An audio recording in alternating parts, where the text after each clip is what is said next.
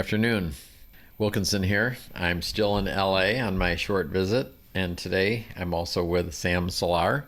I met Sam, 5 years ago as an Airbnb guest at my house. Then COVID happened, so we've been a little bit out of touch, and you've changed your life a lot. You're an attorney now. Yes, sir. But anyway, say hi to everybody. Hi, guys. My name is Sam Salar. I was born and raised in Los Angeles. I don't know how formal I should be, but I'm going to give you I'm going to give you an intro. That's good. Born and raised Persian Jew, gay. I'm an attorney, and I have a firm called Legally Queer. Just had to put that out there. It's my pride and joy. We're going to get to that. Okay. All right. Also, I might add, we will put some links in the episode notes so people can get a hold of you if they need something. Awesome. Okay. So what's happened the last 5 years since I saw you? Nutshell me. Let's hear it. Nutshell you. I think at that point, I was about 24.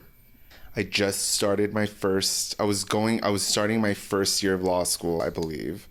And I think at that point, I came out to Palm Springs just to have fun. Your beautiful home was just impeccable then. I know that you changed things up there. And throughout the past 5 years, we'll start out with law school. It was very tough and intense. My entire personality and persona changed. I went from a young boy to a disheveled, anxious man that needed to study for final exams and kind of like forget my youth in a sense and kind of mature up, which was fine. It really did a lot of great things for me, law school. Pandemic hit about there was the last year of law school. Pandemic hit March, so I was class of 2020, and I was at that time like everything was on Zoom, so I started to learn like remedies and whatever other classes that I had to take at that last point to be able to graduate. And I didn't take the bar exam until February of the year after. So 21? 21, yeah. Okay. And then I passed. Oh, I didn't pass the first time. And then I took another year off because I really felt like I wanted to have a better grip on what I wanted to do with my legal career before I actually start as a practitioner. So I worked in litigation I got my results in May. From May up until November of that year, I was working. So this is 21, right? And I was working as a litigator or just a litigation manager. I was like a paralegal, I guess. And I took the bar in February 22 of this year, and I passed, thankfully. Oh, second try. You just passed. I just tried. So it's my second try. So this is all new stuff here. Yeah. And soon after, I continued my litigation as an attorney, but within there was like a 2-month span that I was working as a litigator, and I was so miserable. I was so sick and upset and sad and just bitter about everything, and I was just stuck in a office. And you just got started. And I just got started. And the guy, he was a sweet guy. His name was Herbert Goodell. Maybe he'll listen to this. Sweet guy, became my mentor, really put in a lot of effort into helping me kind of like realize what I wanted to do. Well, he tried to help me realize that I wanted to be a litigator. And midway, I realized I hated litigation, not law. And I opted out. I gave him a 1-week notice, not even a 2-week notice, because I couldn't even bear the thought of just being there for 2 more weeks. How I figured out I didn't want to do litigation was great news came. I passed the bar, and everyone during those 2 months would always ask, "Oh, congratulations. Are you happy now?" And my mind went into shock. I'm like, am I happy now? That's a great question. No, I'm not. And I hated saying that. And I had to think about it and be like, am I happy now? No, but this is my biggest dream, to pass the bar exam, to become an attorney here, in the state of California, second highest or hardest bar exam in the nation, right? What's the hardest? I think it's tied between New York and California at this point. At that point, I had lunch with a friend, and he asked me that question. I said, no, I'm actually not. I kind of reflected on it, and this is where it gets fun. This is where my journey in law begins. Right. So I was 18 years old at one point, and I worked for an attorney named Alex Topher and Associates. And he was always not only my biggest supporter, a great boss, an advocate for the LGBT community. And he really always was checking on me, calling me, hey, what's up? How's it going? I'm so proud of you. You're doing such great things in the Iranian community, helping boys and girls come out and identify as gay. Why don't you start your own firm and give back to your community? Why don't you contribute back as a gay Iranian man? Now, did he tell you that when you were 18? No. This was Okay. obviously I wasn't out when I was 18. I came out when I was like 20, 19. Okay. But over the So time. at what point did he say that to you? So I graduated law school. During law school, he would contact me just to check in. Check-ins became more frequent as I became more qualified as an attorney. And when I passed the bar, he checked in again. And also, when I was studying for the bar, this is really interesting and such a great, like the biggest thing that anyone has ever done for me. During the bar, the pandemic, there was no libraries available to anyone to basically go and study at. His office was like kind of not working. It was like shut down. He gave me a key to the law. He owns the building. He gave me a key to the lobby, gave me the access code to the unit and a key to a single office space, and let me study for the bar there. Wow. This guy's an angel on earth, I'm telling you. And I don't say that about everyone. And he's straight too, so I'm not really like a fan of all straight people. But Right. he's honestly a saint to me.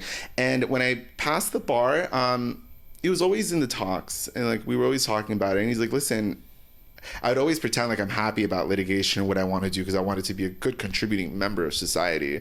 And it kind of dawned on me that I fucking hate it. Excuse my language. I hated it. So with the help of him and his support, I launched Legally Queer. And the reason why I want to give back to my community, I'm just really passionate about being gay. I'm really passionate about other people being passionate about identifying as queer. Or whoever they are. Whoever they are, Yeah, right? yeah. But mainly Okay, just... well, wait a second. So I'm lost on the timeline. Sorry, here. So you're working for the litigator. Mm-hmm. You're 2 months into it. You pass the bar. Alex sweeps me off my feet and gives me this great Okay, so idea. you were at that point when you were working for the other guys when he says, why don't you give back? When did he say, why don't you give back? He was always talking about me giving back for like about a year at that point. But it didn't land until you were It didn't in land the until other it one. dawned on me that Yeah. I don't want to be a I hate this, litigator, and I don't maybe want I to should be. listen. Yeah, and exactly. Yeah. And he mocked me. Did he? When I told him I hate my job, he mocked me. He's like, "Oh, well, I thought you were a litigator, huh?" And I'm like, "Oh my god, you're just an asshole, aren't you?" He's like, "Listen, you are not fit for litigation. You are a people person, and you are so passionate." And I agree with him. I am so passionate about giving back that it's all I need to do to make our community a better place. So you finally law. listened. Yeah, I bring you gay law. Oh, very cool. Very cool. So you said you're Persian and you're Jewish and you're gay. How'd that go over? Well, the Persian and the Jewish, that's kind of a given, but how'd the gay part go over? The gay part was always taboo to me as much as it is to the rest of the community. We're talking about 10 years ago, I came out of the closet. But before I existed, there were gay men and women in our community, and they always existed. This kind of makes me emotional because at that time, they were fighting, they were at the forefront, right? So my story about coming out really starts when I never came out until I was 19, but I was about like 7 or 8 when I really just kind of sensed the difference between me and all the other boys on the playground. Most of my friends were girls. They kind of still are. And I was just different, you know? And by the time I turned like 17, I really developed a taste for fashion. I really enjoyed blow drying my best friend's hair after school. My porn history really changed from I would look at the guy and then I'm like, oh, enough of this. The girl's hot, you know, like I don't have anything against women, but like, what is it like with men, you know? And like, it just kind of evolved. But when I was in high school is when it really hit hard. And that's when depression and anguish and anxiety became my friend. I lived 2 lives from the second I started to become sexually matured. And when I was 19, I went to I got accepted to UCSD. I transferred from Santa Monica College out to San Diego. And I remember like my first social gathering there, and it was very common here too for people to just walk up to me and ask me if I was gay. Back then it was an insult. They would just walk up and ask you Yeah, that? like, hey, are you gay? And like I'm like, well, fuck you. Like, Well, it's rude. you know, I mean, I don't mean to be offensive, but it could be your pink sneakers. You know? Or maybe well, I'm wearing pink sneakers. Also, my have a very a Valley girl accent, as you could tell. But when I got to college, I felt safe because I wasn't surrounded by my community and Right. by around the people that I grew up with. Not that they're bad people, but I had the opportunity to let loose, and that's when when people would ask me, "Are you gay?" I would say yes, and I just felt this relief. So at college, for the first time, you answered yes. Yes. I would come back home, and I felt this an immense amount of guilt when I would look at my parents. And I remember one day I was with my mom out, and she kept, it's like motherly instinct. She kept asking me, what's wrong with you? Why are you acting this way? What's like, you seem depressed. You seem that there's something going on. Talk to me. And I looked at her dead in the eye, and I said, you tell me what you think is wrong. And she's like, either you are a drug addict or you're gay. And I'm like, well, I don't know why those two things are related to each other, but yes, I'm gay, Mom. And both things were bad to her, right? Yes. The level of like how I'd rather, was oh my worse? God. Which one's was worse? worse? To her, they were equal, actually. They were it seemed equal. like, but Did you say drug user or drug dealer? drug addict. Oh, drug addict. So that was equal. It was equal on her Wow. spectrum of terrible things that could happen to her kids. So you said yes. God forbid, some type of other problem. You know, it's just worse things could happen to people. But yes, I told her yes, and Wait, she. you said yes, I am, but she said which one? I kind of told her I was bi. No, she said which one, and I said I'm bi or I'm gay or something like that, and I felt bad, you know, like my mother's an immigrant. She's a hardworking woman. She's a boss lady too, but like I just didn't want to give her something else to worry about. I didn't want to make her feel bad about her life. Not that she had a terrible life, but like I wanted her to be at peace. That's a part of the reason why a lot of people in my community don't come out. It's called the aberu, or like not aberu, but like something with like dignity, or trying to make sure that the parents don't feel bad about themselves, that they can always hold their head up high and go to bed with put their head on the pillow and not be worried at the end of the night. And I didn't want to give my parents something to worry about, but at the same time, at that point, eventually there'd be other things for them to worry about if I didn't come out of the closet. Other problems would surface. You know how it is.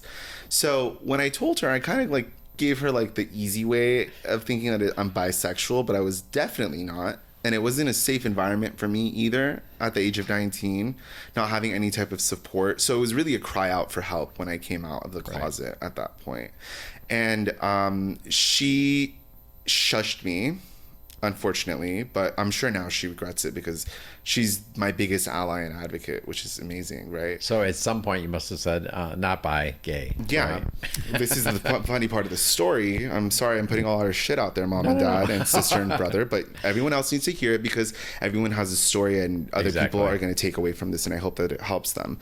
So she shushed me and she told me to not tell anyone, and then it's going to stay between us.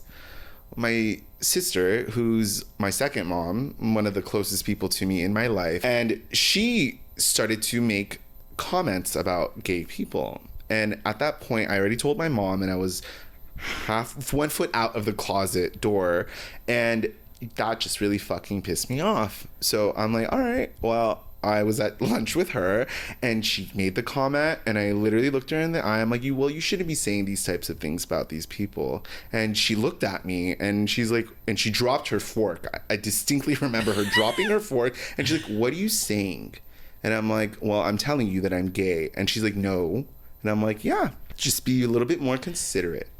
Wow. And she's a very emotional person. She's a very heartfelt and conscious person in a sense where she wants everyone to be safe and protected around her. So her take on that at the end of that conversation was, I love you, I care about you, I just don't want you to be hurt and bullied. Because she was raised in the 80s and 90s. Around that time, it was the AIDS epidemic, and people were just being trashed and tormented on TV, and she didn't want her family and her little brother that she loved so much to be subjected to that type of cruelty. Right. But she then also decided to keep it under the wraps, and her and my mom were my little scavenger. And So like, did each of them know that the other knew? well, they find out because my sister had to say something to someone because she was so overwhelmed. And my mom was upset at that point. She's like, I thought I told you not to say anything. And I just told them, whatever. I didn't live here. So I'm like, whatever. Y'all need to just figure it out on your own. Worst part about all this was that the guilt that they would hand me was that your father is going to have a heart attack if he ever finds out that you're gay. That when a child hears that they could hurt their parents by just being who they are, right, it's the worst thing you could tell a child, you know? And I had to live a lie again. And I was in San Diego. I was having fun. My mom and my sister knew, but they didn't want to know anything else. But word gets around. My dad's also a religious Jewish man. He goes to temple one day for the evening prayers. Some jackass, yes, you're a jackass. You're still a jackass if you're listening, goes and tells my dad that I heard your son is gay. In the middle of congregation, what a low person would do. What a low person. Did other people hear that? I'm not sure. I wasn't there. It was. Whatever it was. It wasn't meant to be anything of moral support, kindness, or anything that would just kind of like be there for someone. It was mostly to get back at him for whatever envy that he has for my father, which is bullshit because it's just hurtful, you know. Right. And he was upset. My dad's a very traditional man, but you know, it took him like 7 months to kind of come to look at me and talk to me. He was really, really hurt. But you didn't know that he had been told that? No, well, he basically finds out. This is where my mom turns into like my warrior and my fighter and my helper. And I'm at home. I just got back from college at that point. And he just recently found out, okay? So I've been out for 2 years at this point. I was like 21 then, or 22. And I'm like chilling in bed. It was a Sunday. And my mom walks into my room and her eyes are bulging out. And I'm looking at her. I'm like, what the fuck is going on? And she just like grabs the phone, puts it on speaker, and she starts looking at me. And I just hear my dad like kind of choked up. He's hurt. He's upset. He's like, I heard that Sam is gay. Do you know anything about this? Is this true? And she said... So this is a live conversation she walks in with? Yeah, and she puts the phone on speaker. Oh, wow. And I could hear her, because she's the type to like throw everything on the table because she doesn't want to... She can't handle it. So she put it on speaker and she literally says to him, I don't know much, but I think that it's best that you have a conversation with him directly. She hangs up the phone, and I remember we both started like choking up and crying. And she looked at me and she's like, whatever you do, however it goes, I'm here for you till the end, and I'm here to support you. That was the first time my mother, knowing that how hard it was for her, right, she stood up to the plate. And my father summoned me to his work. He owned a retail store in downtown Los Angeles. He did electronics sales. Okay. And he sees me, he greets me, and he tells me to go stand outside. And he'll be out there in a minute to talk to me. And he walks up to me to my side. He doesn't want to have a face-to-face conversation with me.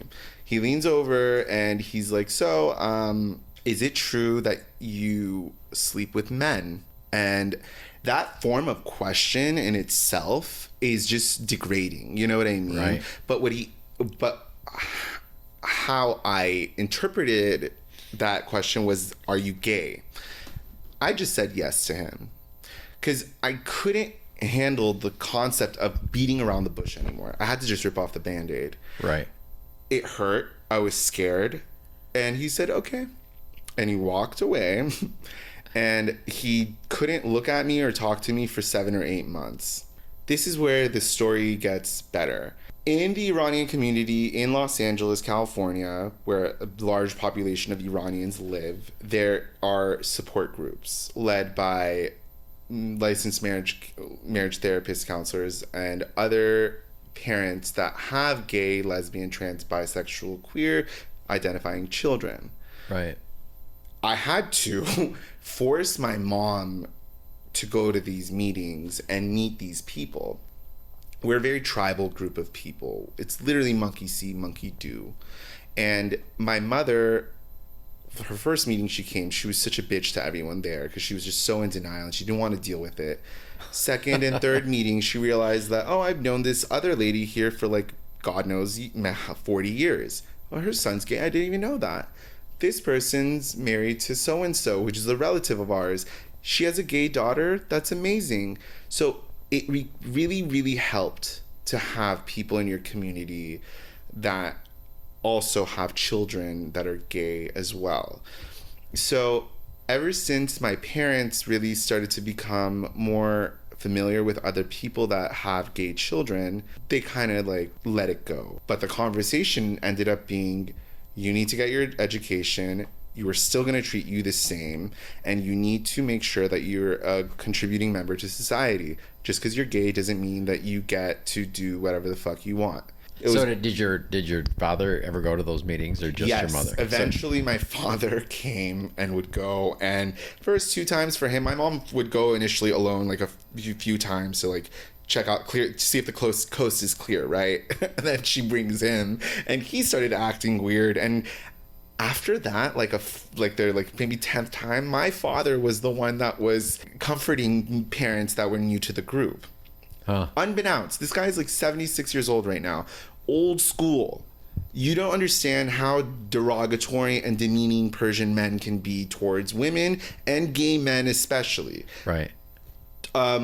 Curse words in the Iranian language, like the F word, faggot, and other words like that, excuse my language, are very common. They to make fun of each other, they use gay slurs. Right. So it's very degrading for a man to be gay in the Iranian community. For this guy to come up and step up to the plate at this age, from his era, I'm blessed. You know what I mean? But then again, there's other boys and girls that don't have this type of privilege. So when he started talking to you after 7 or 8 months, how did that happen? Just He gradually, financially or cut me off, and he said, "You're on your own. You know, you're a man, regardless, or you're just an individual." And we took it from there. Wait, he didn't consider you a man? No, he did consider me a man, but you know what I mean. Like, he's like, "You're an adult now," you know, and it's fine. A lot of my work ethic comes from him, so I was able to maintain and hold it down. On the bright side, I have other Persian friends, and all of them want their children to be their doctors or lawyers. So, I mean, you got points for that. Come on. Yeah, well, I had to. I lost like 10 years of my life becoming a lawyer, but you know what? I'm then again bringing it back in and I'm dedicating my my professional career to my identity, because really without my identity I wouldn't be who I am as a gay man. So let's talk about your law firm a little bit. So what do you specialize in? I specialize in personal injury. I do slip and falls, car accidents, premise liability, and such. Okay, and it's mainly for the gay community, or LGBT, or? So yes, I mean, everyone could file a cause of action against anyone, but the queer community to me is home, right? A lot of my professionalism stems from that. I'm co-chair of JQ International, which is a Jewish queer organization, and I've been with them ever since I moved to LA, and that's the group of parents that are a part of that. So giving back is really important to me, and one thing that I want for our community is adequate legal representation without feeling the need to be uncomfortable in any setting. For me, I feel most comfortable around people people who are like me. I feel so much more comfortable around them rather than like people that don't understand me or understand my identity, whether it's being Iranian Jewish or being gay, right? And I've had experiences in the past where I've been singled out as being the gay person or the token gay client, or stuff like that. And it's just really uncomfortable because like that's just a facade and it clouds the concept of what needs to be done. So legally queer exists to kind of just negate all the uncomfortableness that you could have or encounter when you seek legal advice or legal help by coming to a queer law firm with other queer attorneys who are advocates and who want to help their own community. One thing that's really important to me is just being able to work with other gay people, and that's why I chose to start this law firm, Legally Queer. So you have other attorneys there? I do. Not many. Well, you're starting out. It's just right now we have another immigration attorney. His name is Ali Balur. He's also queer. He is a phenomenal immigration attorney. Fine. And then I have a criminal law attorney who's an advocate. She used to work with ACT UP in the 80s, and she's phenomenal. She's a boss bitch, boss lady. Her name is Alale Kamran. I follow this woman I used to shadow her in my younger days, and she runs a tight ship. And an ally to me is God's gift on earth. You know what I mean? Because without our allies, which she is one, our voices wouldn't be heard loud and clear, you know? So she herself is not gay then? She is not queer, Okay. no. I did question her. She's like, I don't have that privilege. Unfortunately, I only go one way. And I'm like, okay, well, fine. So if you were giving a message to my listeners, what would you say to them today? One is to be mindful, but be selfish. There's Really? a saying in Farsi, Aval to, badan to, akharesham to. First you, then yourself, then yourself. Meaning, think of yourself first in every situation. It's the most like selfish and rude and disrespect. Like, you just like the most just self-centered thing to think, right? But a lot of people, not all, forget about themselves. They forget about who they are. They please people too much and they don't check in with themselves. So Right. really what I'm trying to tell people is to always check in with themselves and make sure that you're okay before you decide to do anything. Even when you wake up in the morning, you put yourself out and you step outside of the house. Check in with yourself, see what you need, and recalibrate your own needs before the world. Because you need to protect yourself somehow. You might be surrounded by love and family and friends, but at the end of the day, it's you and yourself that you're being with and you have to deal with. A lot of my people I've interviewed in various forms, this is a different way, but I think it ties in, is be authentic or be real. So actually what you're saying ties into that, because yourself wants you to be real. I think it's very common for boys and girls who identify as queer to have an identity crisis. We tend to please people and forget about ourselves. There was a big problem in my life, and it kind of like unraveled into insecurities and emotional ups and downs and unbalances in terms of like instability emotionally, which is something that I struggled with up until I became an adult. But what really helped me was facing these hard situations and being like, this is not what I want. I need to check back in with me, recalibrate me, figure out what I want, and then address this situation. Then I'll be able to have a clearer mind on my decision making in my life, whether it's a relationship, it's shopping for clothes, even the slightest thing, you know what I mean? Healthy lifestyle. I need to know what I want, not what other people want. I need to check in with myself. Very good. Thank you for coming in, Sam. Thank you. Did I ramble too much? No, not at all. And we are going to put your info in the notes. Awesome. So people can Thank you. contact So Legally Queer is here for the LGBT community to seek legal advice. It's a safe space.